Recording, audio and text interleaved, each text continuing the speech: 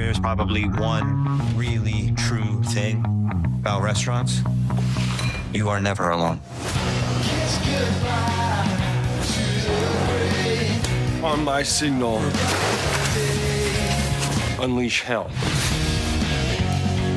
I don't like chaos. What do you like? I like this.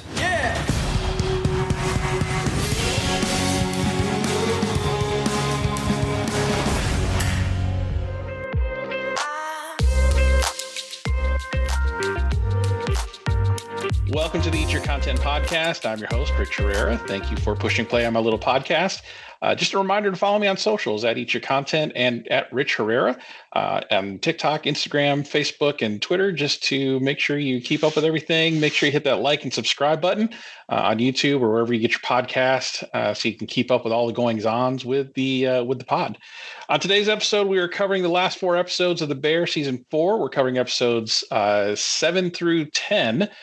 To cap things off of our Bear episodic recap. And joining me once again, all the way from California, Chef Abbie. Chef Abbie, thanks for being on the pod again. I appreciate your time. Thank you, Rich. I'm very excited to be here today. It's our final coverage of season 4. Very excited. Yes, I'm very excited to cover these last 4. It was... We'll get to the last episode, but I got to tell you, that was probably one of the best single episodes of TV. That very last episode was so good. But before we get there, we got a lot of ground to cover. So let's jump right in.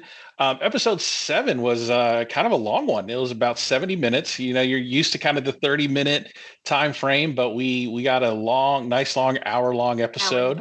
Yep. Yeah. We're clocking in at about 70 minutes. And this is taking place at the wedding of Frank and Tiff, Richie's ex-wife.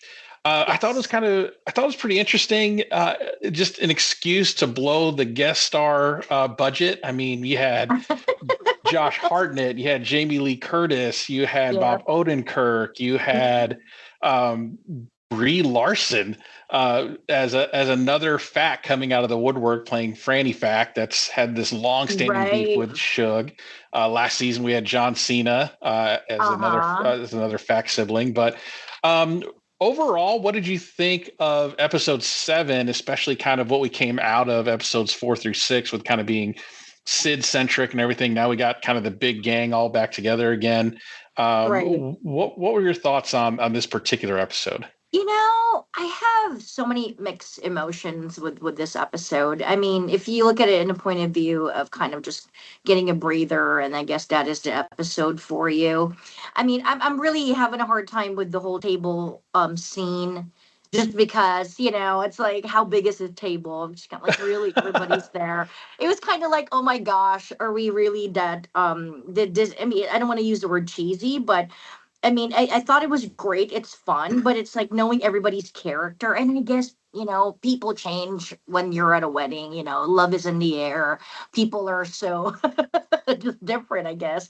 But at the same time, I feel so bad for Richie. I mean, I can imagine how hard it is for him to be there, you know? Yeah. And kind of just like, I don't know, the whole focus, I think, was, I don't know, Richie, but then Jamie Lee Curtis showed up, and then, you know, and then kind of revealing the fact that, you know, Lee saw him at the funeral. That was a big one for me.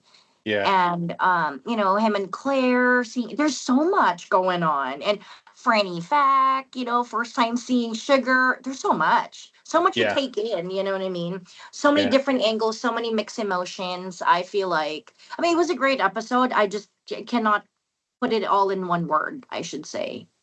Yeah, there was, for me, episode 7 was a lot of suspending of disbelief for a couple of reasons, because I feel like this is somewhat of like the spiritual successor to the Fishes episode. Like, you got the same group of people that in the Fishes episode just literally exploded, like with the final scene of Dee Dee driving through the house in the car. So you got to wonder with Tiff what she was thinking. Like, they make a mention of none of her biological family is at this wedding. So we don't know why. There's no reason given. So she extends the invitation to Richie and the extended family, none of which are really related to her in any way. Right. by blood or even by marriage, really. And the Right. last time all these people got together was in Fishes, and that went terribly. So you got to wonder what was Tiff thinking? Like, I'm going to invite all these people to my wedding Hmm. and not expect something to blow up. But miraculously, everyone's on their best behavior, and there's no major blow ups. Everybody kind of gathers around Right. and puts does the best that they can and um, for this wedding. And you did mention Dee Dee showing up, which not good things happen when she shows up, but she Right. has indicated that she's sober, so she hasn't Right. been drinking and she's doing really well. And Bob Odenkirk is there with her, and there's a lot of relational loose ends that get kind of tied up in a nice, neat little bow in this Hmm. one episode. Like Richie and Right. Frank make nice, Franny and Sugar make nice, and then even Bob Right. Odenkirk and Carmy, when Right. they're talking, they make nice because Carmy is shocked to realize that Lee and Mikey got along at Right. towards the end of Mikey's life, especially after the Right. Fishes episode. All these things that Carmy wasn't privy to. Um, the under the table scene was kind of, I mean, yeah, that's a big table. I don't know how big that table was to get everybody there. I will say that was an epic selfie at the end, and I hope it Yes, I was saw like those. Oh, yeah, I uh, saw those selfies. Yeah. yeah, and but what did you think of everybody being under there and kind of talking about their fears and everything like that? I like it. I mean, it's like a very therapeutic scene, kind of like bringing everybody's feelings and then kind of just basing it on Ava's, fear of dancing, etc. I thought it was great, but I don't know. I think it was a turning point for me as well of how the show is going to evolve. I feel like, I mean, to me, it's just not realistic. I mean, the whole time they were there, but again, if you base it on that point of view, is this really a show about real chefs or this is a show about life?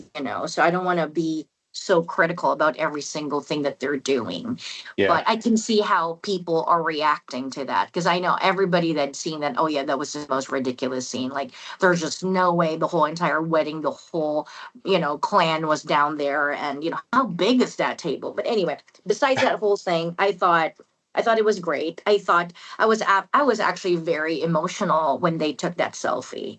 I yeah, mean, just going through the whole, imagining how Carmy was feeling at that point in time, and Richie, his whole family's getting married to another man.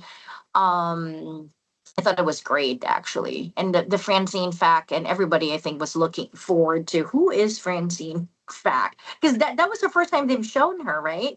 yeah. In That's the all the first time they've shown episodes. Yeah. her on screen. Yes, that's Everybody right. knows who she is, and apparently Yes, everybody knows what the exactly. But beef's about. But this is yeah, our yeah. first time seeing her. Exactly. So I was very happy to put a face, that name Francine fact. But yeah, I thought it was a great scene, So, but yeah, sad. I thought it was sad too. Yeah, yeah. It Because was a you can cute. sense something is about to happen. When they Yeah, do something like that, like, oh wow, everybody's here. Like, shoot, what's next? yeah. I Yeah. mean, the fact that this combustible group of people Yes. that love each other but hate each other Right. managed not to turn the wedding into a Jerry Springer episode Yes. was a Christmas miracle for this wedding. So Right. while it did a good job of kind of, like I was saying, tying up some of these emotional loose ends together into a nice little bow, Yeah. Dee Dee and Carmy talked and got along. Like there wasn't any kind of major blow up Yep. Yep. or no smart aleck reactions back and forth. There was no compliment or no insult veiled as a compliment grenade thrown into the room. So Right. overall I thought it was Were you disappointed that nothing dramatic happened? Because I know a lot of people were looking forward to that. well, like I said, the last time all these people were together was Fishes, so you kind of Right. expected something, Something's gonna and blow up. Yeah. then nothing happened, which I guess is fine. But I There were guess they had moments to. there that I thought I was holding on because when Michelle walked in and asked that $1 million question, "How are you doing?" Isn't that like a Yeah, trigger point for Dee Dee? And I'm like, "Oh yeah, my gosh, it's about to happen," but it didn't. So yeah, it was very interesting, and also refreshing to see, wow, that's a different point, Yeah. that they're trying to show. But yeah. Yeah. Yeah. So it was okay. I mean, it was a Yeah. cute episode at the end. Yeah, Everybody's there to cute, support the child for sure. and get through the wedding, and everybody's dancing at the end. So Right. I like that part. Yeah. yeah. So you kind of, with TV series, when there's a wedding, the weddings are usually the season finale. Like everything kind of leads up to the wedding. So for this to kind of be the pivot point of heading downhill for the rest of the episode in terms of the where we're going as a story was particularly interesting. But overall, 7 was fine. It was long, and you got to get all those co-stars in there. So right. But yeah, so it was all right. Cool. Episode 8 though was pretty interesting. So we open up with Sid having a nightmare of a cooking show, similar to the nightmare Carmy had in the first season. Very similar. So I saw this, I was like, oh wow, that's a callback. And everything, the set's falling apart. There's rain, there's hail, and that scene looked miserable to film. I mean, can you imagine just like getting sprayed on with water for hours, trying to get the right take and everything? Yeah, for sure. I was thinking about the same thing, and I thought, oh wow, they shot that at a studio, and then I guess some of the scenes too, right? That they're doing that. But yeah, I thought about that too. Like I think she did a really good job. Yeah, and it really gave you a sense of the stress she was under, right? So that whole dream sequence was very much her stressing of the decision she's having to make between staying with Carmy or going to Shapiro. And then she wakes up from this dream and decides, I'm going to stick with Carmy. Yeah. And Shapiro did not take that well. I mean, I was like, dude, she said no, calm down. Like he was being a kind of a jerk. I don't know if she kind of saw the writing on the wall of what he was doing, like with the tour, and trying to be like this performative ally to her. It's like, oh yeah, I've seen good hair and yeah, we're gonna have Afro-Caribbean cuisine and all this stuff, and trying to be all those token things that seemed insincere, or if she just didn't want to be there. But what did you think of that conversation between them two? How she finally came to the decision, and then the reaction of Shapiro? I thought, in my point of view, I thought he was being very nice to her, in fact. Oh, really? Oh, yeah. Because if you really think about it, right, he is from Ever Restaurant. So he's a big time chef as well. However, Carmy's better than him. But I felt like she also misled him in a lot of ways. And I felt like, he's giving you this restaurant, and you just, and I don't know. And, I feel like he's made a name for himself. He's, the fact that he's getting all these funding and all that good stuff. I mean, I'm just looking at it at a point in the realistic life, point of view. I felt like he was actually being very nice, and he said some good straight, points there. You're making the biggest mistake of your life. And everybody knows that too. She knows it, but she is attached emotionally to Carmy. And I think he's only speaking professionally of how she can be or could be, as a chef.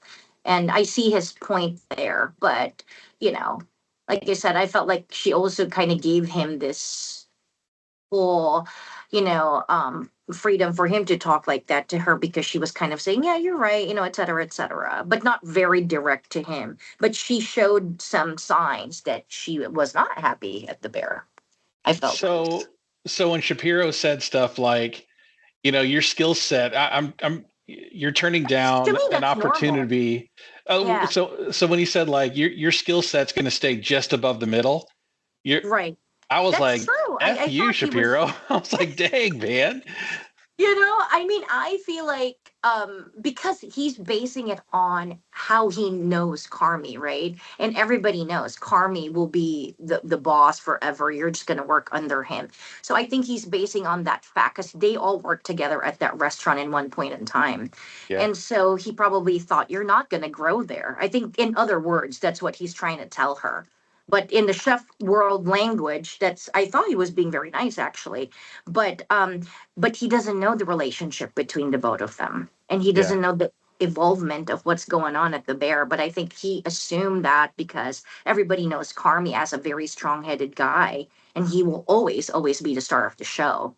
But so I felt like I think that was just normal. And I mean, I guess in my life too, it could be worse. They could literally say, well, you effed up, you just miss a big opportunity, blah, blah, blah. But I thought he was being very straightforward to her, actually, which is lacking most of the time between Carmy and Sydney. Like, they don't want to talk about that kind of stuff. They get interrupted, or she cannot really, articulate herself because he's so overwhelming.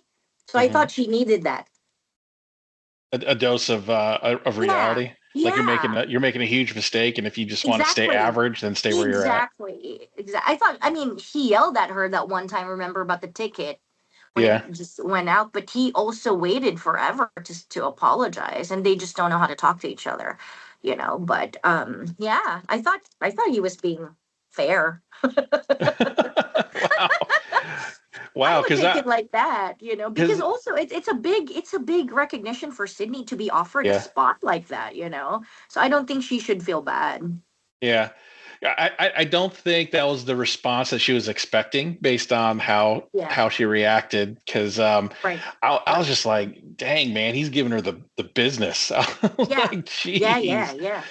But so the rest of the episode is actually fairly low key. I mean, it was kind of neat to see some little things happening behind the scenes. It's basically a day in the life of pre-service, and everybody's prepping. Yeah.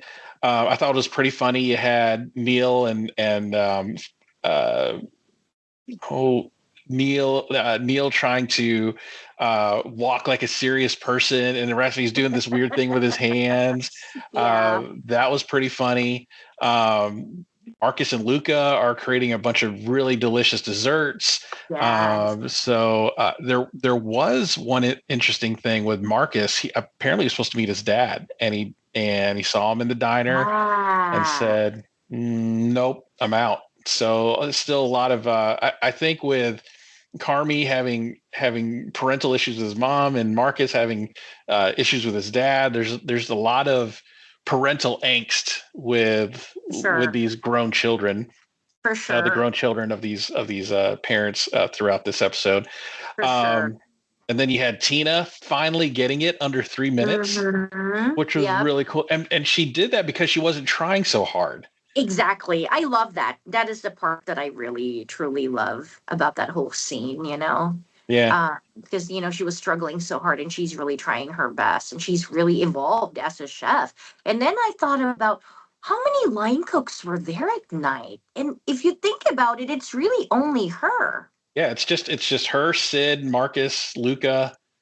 That's right. Yeah, that's it. That's it. Marcus running the line. is doing but before Luca got there, I was like, damn, she's really kicking ass. Like she's got it down, So, but the fact that she's, very hard on herself and want this perfection coming from her, it really shows a lot of involvement in how Carmy had influenced all these people to work in that level of expectation and perfection. So I like that whole scene there. But it doesn't. Yeah, go ahead.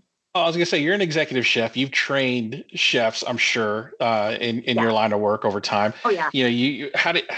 So this must have felt kind of close to you as you're training people, and you're like, here's a goal. I need you to. I'm setting this goal for you to try to get this dish out in a certain amount of time because for service, and you finally see them get that. How proud are you of them, right? So, oh my gosh, that had to sit with you for a bit. Sure did. I mean, there's a lot of characteristics of Carmy that is so me. And most of the time I question myself, maybe I am asking something inhumanly impossible. Like maybe it cannot be done. But then I always say, but I did it. And then, you just don't know, like, is it the lack of training or the investment that you put in people? But I came to this realization that it really depends on the person. You can train all you want. And if this person their heart is not in it, or they're doing it for reasons that are not the right reasons, they just won't get it, And so, but I see the frustration when Carmy, because he was yelling at Luca at one time and he was doing that same thing. And he's a really good chef, but I guess what they were talking about in that episode too, because you're under pressure and you can never get it done if you are, and you just have to learn how to tune things out. Like if I'm in the kitchen when I staged and worked at restaurants before I went to corporate, it was the same thing. You just have to put blinders on. You cannot like look at other people. You just have to focus and listen to that ticket and the command of the chef that's in the expo line. Other than that, you will really fail. So that's why it's a rough, it's not a really easy environment to get involved in. A lot of emotional and technical things needs to be involved. I cannot imagine people being high working on the line when they say things like that, like drunk or high. It's like, how do you keep up with the orders? you Yeah. know Yeah. it's a rough thing, but seeing Luca there was fun. But also, it kind of makes me think, why is he always there now? Like, is he going to be a mainstay? And is he replacing somebody? Like, that kind of gives me, I don't know, like time. Season 5 questions to come, Jeez, right? I So we'll know, see. I know, I know. So one standout scene for me in this episode is when Suge is talking to the computer, and you kind of see like throughout all the episodes, you see this sort of Yeah, graph line starting in the red, moving into the green, and then finally now they're in the hmm black, and they're actually making a profit, right. a modest profit, but a profit. And so Suge and the computer talking, and Suge is like, "Look, we're doing well." He's like, "Yeah, you've made a lot of good changes to be profitable, but how long can you keep paying these people?" Right. And she's like, "Well, we can as long as we can continue to do this, then we'll be okay." And he's like, "But why would you want to?" Right? It's they're just barely keeping their head above water Right. as being a profit, finally making a profit, but just kind of barely making a profit. And he asks Right. that question, and it just hangs in the air. Like, you could do this, but why? Why do you want to do Right. this? And so when I see and I hear about restaurateurs and chef owners that running a restaurant is a razor thin margin, even at a corporate level like you guys. Oh yeah. It's very razor thin margins. Any little upset balance can tip you from being profitable to being not being profitable. And so when I look at people, or when I talk to people that are in the restaurant hospitality industry, they're doing it because they love it, and they're doing it because to them it's a calling. It's not to be necessarily Right. rich and famous, because that's a rarity. Like you see a Absolutely. lot of quote unquote celebrity chefs, but that's not the norm. That's as much as Food Network would have you believe, Right. that is not the norm. So No. kind of when you saw that scene, did you kind of think like the computer, and like, why are you doing this? Like at what point does this become like too much? Everybody asks me that same question, and I can totally relate to how Sugar was feeling in that very moment. I do ask myself that, all the time, like, why are you doing this? It's a hard job. And the money's not really lucrative, to be quite honest. It will take years and years. And even if you get to that point, and if you do the real math, you're literally making $2 an hour with all of the efforts that you're putting in. Even if your base salary could be high, but the amount of stress and everyday struggles, is it worth it? And what's the question? I mean, the question is, why are you doing it? And they panned in the wall, right, with all the photos of everybody. And that's exactly my answer to everybody. I'm doing it because there are people there that really truly believes in the power of hospitality and what it brings to people's lives. And I know it sounds so cheesy, but it is the truth. You have to be in this industry for the right reasons. And if it's just for the money and the paycheck, it's not the job for you. You will burn out immediately, that's for sure. You will crash and burn. But for some reason, I find the beauty in this industry so well because I understand what I'm getting myself into, if that makes any sense. Like I knew it wasn't. I mean, I struggled. I paid 10 years for my school, just because of the money that I was making and living in one of the most expensive places in the US. It doesn't make sense. Why would you do that to yourself? But it is something that you give out there that cannot be done, I guess, as we are easily giving it to the world as chefs or people in the industry of hospitality. It's a gift and you want to share it. And it's like, sometimes money is not the issue, but you're building a family within your realm and then you are exposing it to the world. I think that's very special. And it's instant gratification too.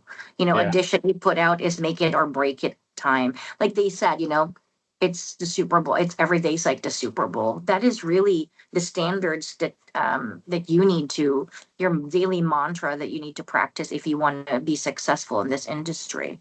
Yeah. You got to give it your all. There's no, yeah, maybe tomorrow. Because tomorrow is not promised. They could literally lose a restaurant overnight over some bad review. Right. Yeah, Exactly. so. I mean, it's crazy to think about, like, just watching the show. They're coming in at 8 o'clock in the morning or earlier Yeah. for deliveries and to prep, and then Mhm. service starts at like 5:30. Their last seating's probably 10, and then nobody ever leaves on time. And then they're Right. cleaning up and breaking down and cleaning up until midnight, 1 in the morning.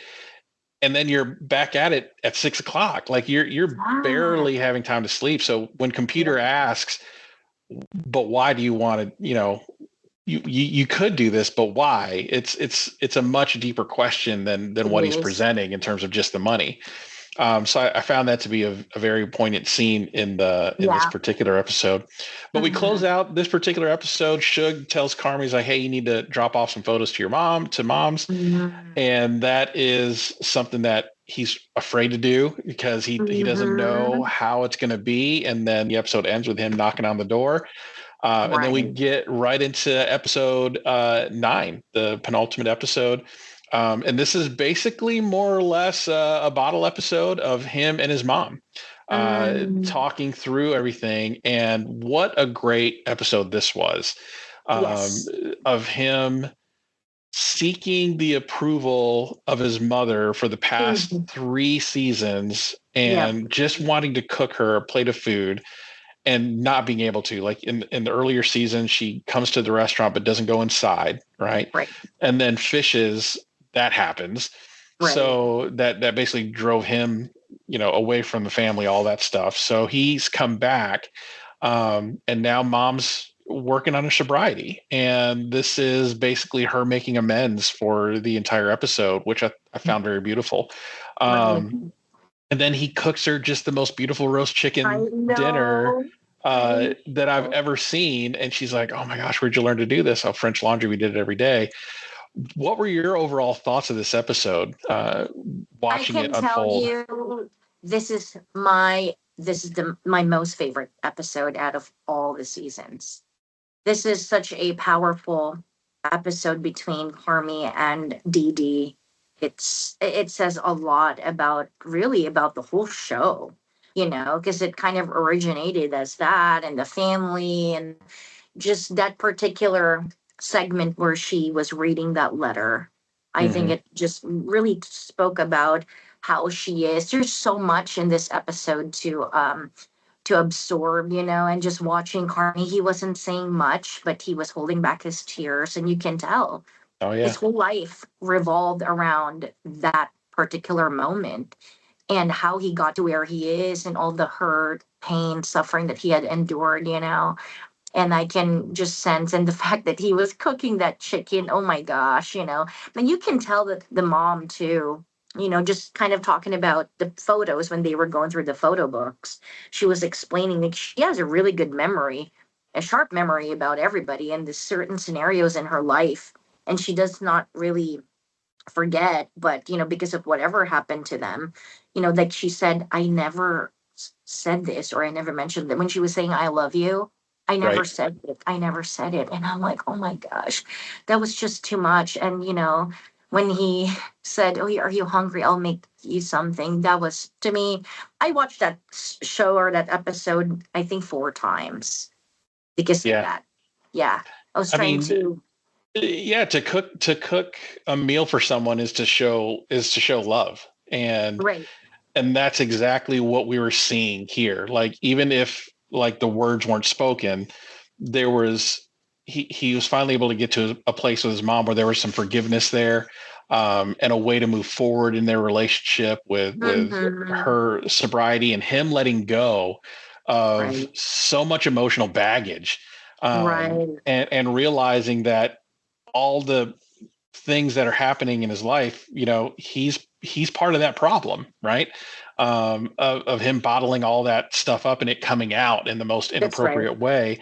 Finally came to a resolution in this particular episode, and I found it to be just very, very beautiful, very cathartic for him, and watching it unfold. Jamie Lee Curtis is such a great actress. She won an Emmy for her turn in Fishes, so I would not be surprised if we see another Emmy nomination. Yes. Yeah. So just really, really cool stuff. Absolutely. So some other things that happened in this episode I found kind of funny. Chester comes into the restaurant and kind of starts tripping all over himself when he sees Luca, which I thought was hilarious. And Luca's like, "Did I say something to upset him?" He's like, "No, not at all, not at all." I know. I thought that was because it was so heavy, right? Prior to that. I was like, oh, great, good, turn of events there with the writing and all that stuff. But I thought that was funny too. Yeah, that was pretty funny.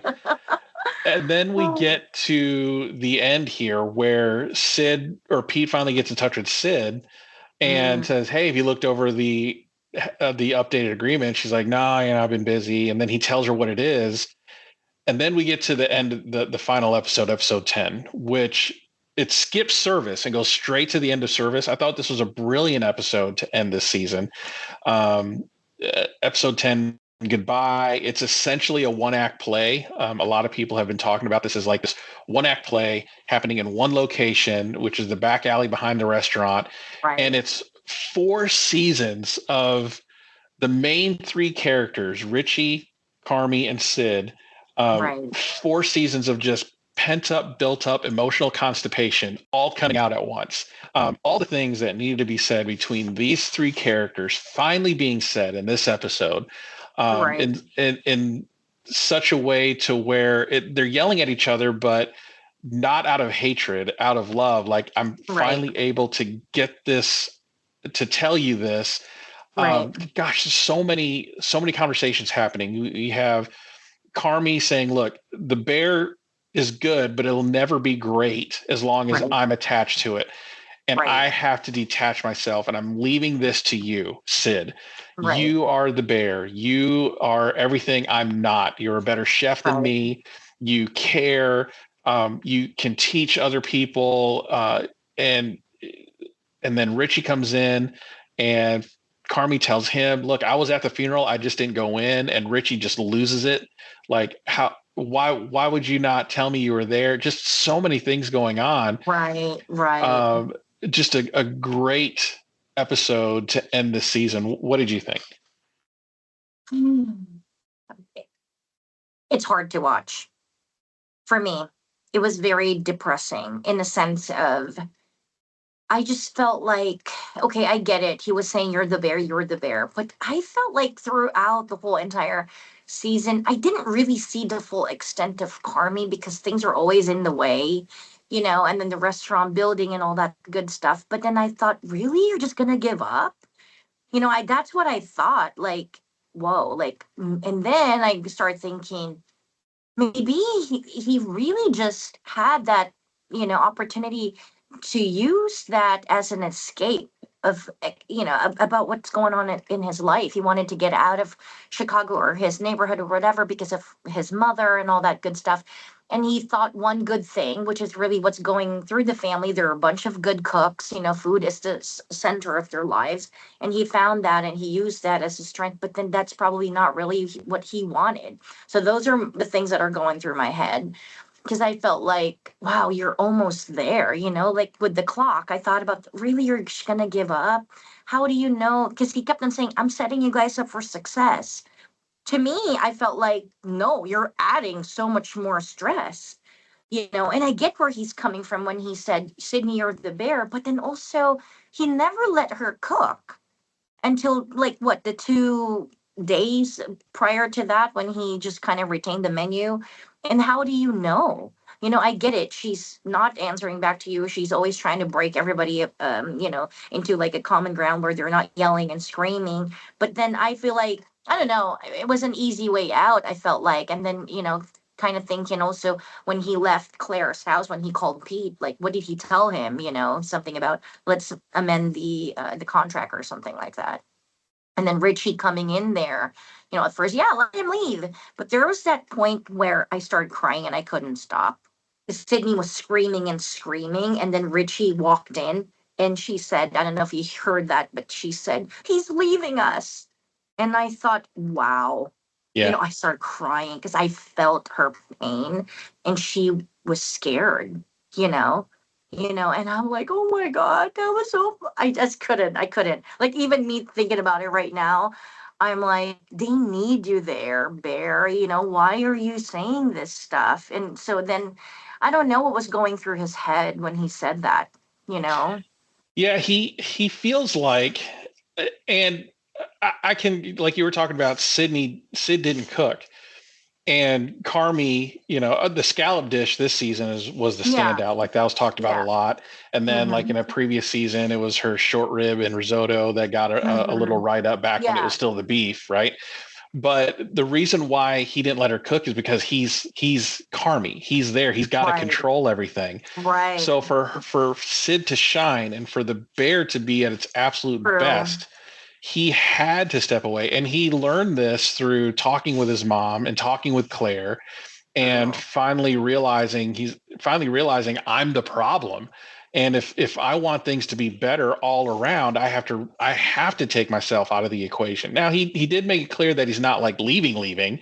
He's just not going to be the owner of the restaurant. So at some point he is actually going to leave, but he's not leaving like right then. Yeah, he's just not going to be he's just not going to be a managing partner, which we were talking about Luca. Does Luca then step into Carm's place and become Sid's sous chef essentially? Right. So and then Richie getting a part of the restaurant, brought such joy to him because that's his home. He was never going to leave anyway. But knowing that he has a stake in it now is something that he's been working towards because of his journey through the episode and him becoming a better person, and culminating in being part owner of the bear. So for Carmy to realize all this about himself in this season, and really in the last few episodes of this season, I think is huge. Now, from a practical standpoint, if we're talking about the behind the scenes kind of thing, Jeremy Allen White's stock is just exploding. I mean, he's going to be playing. He's in I think a Bruce Springsteen biopic coming out. He's going to have a lot of time doing other things. So this is an easy way for the show. You think that's what it is? Oh yeah, absolutely. This is an easy way for the show to make him a special guest star. Yeah. But what do you think? Is this show about everyone else, or this is about Jeremy Allen White? Like, I mean, what do you think? It started out to be about Jeremy Allen White, right? It started out to be about Carm's journey of dealing with his brother's death and suicide, and then trying to turn this restaurant around. And then once he did turn the restaurant around, it became much more than that. It became about Marcus's growth as a person and as a pastry chef. It became about Sid's growth. It became about Tina's growth. It became about Richie's growth. All of those people. It became about the repairing of relationships of the family as a whole. So it became bigger than Carmy. Yeah, that's true. But for a TV viewer's point of view, right? Because I can never imagine The Sopranos without and James Gandolfini is what I'm trying to say, I guess. Like, I know they're trying to derail it because, like you said, he's bigger than ever and he's doing all these movies and stuff like that. I just wonder for the TV viewers if they would still feel enticed to watch it without him being the chef, because I thought at first he was the strongest pull and he was very much the attraction of the show, right? And him not being the center, character focus, and it will be different. I don't know. It's really interesting to see, how they're gonna come back with the season 5. he's someone, a lot of people were saying maybe he will be a professor of culinary arts. Oh God, no, no, he Like, could not no. teach in a classroom. No way. I know. I just cannot see him. I mean, his math is really bad. I mean, he's having a breakdown of, things in his head. Like I don't think he can. But I don't know where they're gonna take us in season 5. But are you satisfied in that ending though? I mean, there's a lot of things that they had covered and things that are pent up that were brought to the table. But Yeah. it's a sad episode. It's almost like an ending of an era, and it's like, why? Because I binge watched this whole thing. I want more. I know. I know. I watched. Okay, so I had finished watching all of season 4 before they announced it was renewed for season 5. So when it ended the way it did, I was kind of like, "That's how you're going to end it." It was kind of like you brought up Sopranos, which is kind of ironic. It was kind of like how The Sopranos ended. Yeah, just ended, right. Fade to black, right? Yeah, Or just not even fade to black. It was cut to black, and then that was cut it. to black. Yep. So I thought, okay, the timer's done.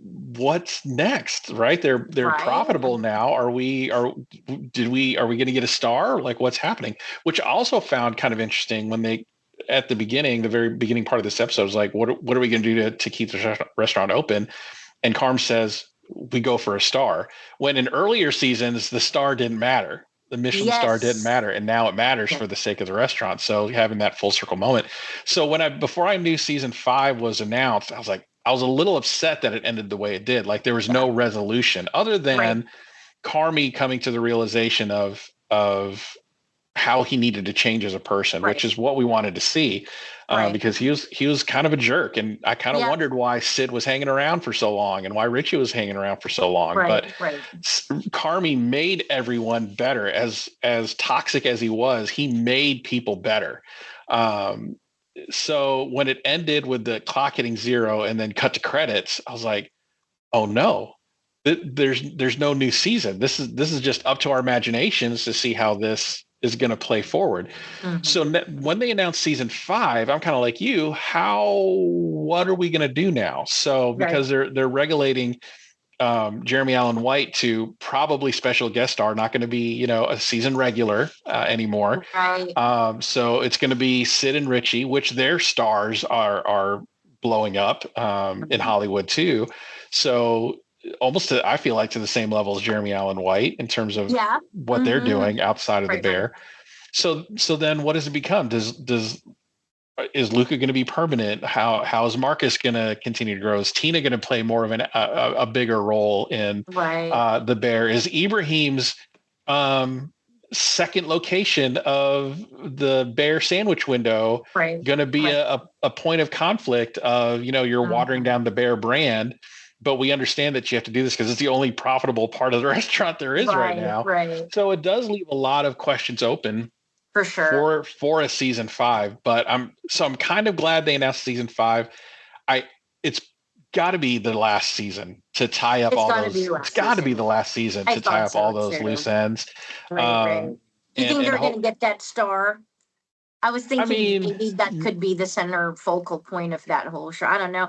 They were talking about it, and I thought the last, the ending, the last episode would speak about that. But then I thought, okay, this is great too. They really want to get to that point where they're probably gonna pull him out, derail us a little bit, and say, he's starting a new life type of thing. Yeah, new life. But yeah, I think they go for the star in season 5. So my kind of prediction for season 5, the way it opens up is, I think it's going to be a time jump forward, and we start seeing less of Jeremy Allen White's character. He'll probably be there for the first episode, and it'll probably be kind of like, remember how season 3, episode 1 opened, and it was kind of like an episode length of Previously on the Bear. It was just like all kind of showing what happened. I think it'll be that, but it'll explain what happened. It'll be a time jump episode. And then it's the Sid show. It's Sid's restaurant. And then how does she, because she had some confidence issues. She knew she was good, but she didn't feel like she was as good as Carmy kept saying she was. So I think you start seeing some growth in Sydney in terms of her confidence. Can she run a restaurant on her own? Can she do it without Carmy being there to support her in a culinary sense? Does Richie continue to be the superstar front of house? Do him and Jess get together? Because we saw that in these last three episodes, them making googly eyes towards each other. Right. So do we see a growth in that relationship? Does Marcus talk to his dad? Does Luca stick around? There's a lot of hanging threads. So I think that's the prediction for season 5 is how do all those get tied together? So hoping in June of next year we get another 10 episode drop, right? And we get through it. But I think we covered it. This was another great season of The Bear. I thought it was better than season 3. Had some weird moments. I thought the wedding was like you. I found the wedding scene to be just a little too convenient for everything, but had to get them in there. Yeah. But overall, what did you think of this season? What are you looking forward to in a season 5? I want a little bit more action, I feel like. So more in the kitchen. More in the kitchen action, more of speaking up, kind of advocating for yourself type of thing. And I want to see Sydney's character grow so much more, like, for her to advocate for herself, because now I feel like, this is a great opportunity for her. Carmy's leaving the restaurant or semi-leaving, whatever, it's a big responsibility. And I want to see a woman chef out there. And, a lot of people look up to this show. And, and being a woman chef, I can totally relate. And I think, I'm very excited for her character. I want to see what she's going to do. And she's not all by herself, like Richie, like their relationship had evolving after that, her stabbing him and all that. They hated each other, right? And now that is, her biggest support system, Richie. And Richie has a really good heart for hospitality. He knows he's a people person, and that's very important. So for people that are viewing it as, a professional in the industry, I'm pretty sure they could agree with me in that sense. But I think what you've inspired me to do is to binge watch it from season 1, episode 1 again, and do all 4 seasons in a row, right? Just to have that feeling, of the roller coaster, of the ups and downs of how these characters have evolved individually over the course of 4 episodes. Absolutely. So the writing, you can see the involvement of the writing too. Christopher Storer, It's crazy. He's married to Tiffany in real life. Oh, is it? Oh, I didn't know that. So Google it, but I thought I did. But she's an actress too, and I think they are together. Oh, something like that. Kind of like Game of Thrones, their director's married to another actress, but yeah, they're all in the same realm of things. I started Googling them, every individual actor in the show, and it's so nice to see the success the show brought to, each and every one of them. What a great thing for them. I can only imagine how happy they are and their families, That's but cool. Yeah. One development I think would be interesting to see in a season 5 is, in all four seasons, unlike regular TV, there wasn't like there wasn't like a bad guy, so to speak, an antagonist kind of in The Bear. They were all kind of each other's antagonists. I would love to see like a Shapiro's character in season 5 kind of becoming the heavy, the big bad of him opening his restaurant and him being bitter. That's it. Like, how dare you turn me down? Do you not understand what I was offering you? And then kind of see that competition coming together and see how the team at the Bear coalesces against this outside force, which would be a good one. Yeah, because now everybody's in a good place. Like you were saying, Richie and Sid are in a good place. Natalie is doing well with her kid, and the restaurant's starting to make some money. And even with Ibrahim opening up a second Bear beef sandwich window, it would be interesting to see how that team comes together when an outside force like Shapiro comes in and is like, I'm taking you down. I'm going to start poaching. I'm going to poach your front of house people. I love that. So we'll see what happens. That is the show I'm waiting for. I want something like that, you know? We'll see what happens. That's cool. Yeah. So Chef Abbie, we did it. We covered all 10 We sure episodes. did. Thank It you. What a was fun it was a ride. fun I time. love this. Yes, absolutely. What a great show to cover. What an honor. Thank you, Rich. And yeah, Yeah. can't wait till next year. I know. I want to thank you so much for your time. I know it was a time sink to binge all 4 seasons Oh, and yeah. to talk about it for an hour a few times No a week. regret. No regret. I'm so But happy this came into play. I mean, I yeah, wouldn't have done it if it wasn't, important. But now it's like, wow, I was missing out, definitely. So thank you. thank you. So I want to give you a couple of minutes here at the end just to promote anything you got going on. I know school's kind of starting up in the next few weeks, I'm sure, but anything you did say, I think one time you said that it's open to the public. So are there any Yes. things that the public can know about? Where can they follow you on socials, et cetera, For et cetera? sure, for sure. I am on social media under Chef Marie Abigail. Whenever you guys are in Berkeley, California, touring for school or what have you, we are open to the public. We serve 7 days a week, breakfast, lunch, and dinner. And you can bring your whole family. We serve international cuisine, cooked from scratch with so much love from all my cooks and me. We change our menu every single day. It's a fun and exciting place. This is a historical landmark here in Berkeley, the International House. We were founded based on immigrants that are not, very comfortable living here and finding the food that they love to eat. And so that's how the International House was founded. So I'm very proud of that.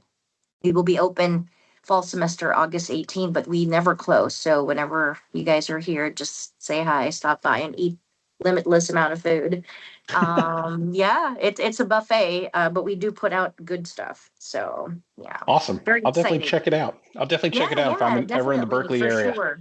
Yeah, for sure. Bring your family and all that Awesome. good stuff. Awesome. But yeah, well, thank you, Rich. Thank you so Th- much for the Thank you so opportunity. much. I really Yeah. enjoyed this. Thank you. Good. Thank you. I'm so glad you found the time to do it, and I appreciate you. And hopefully we'll do it again soon. For sure. Okay.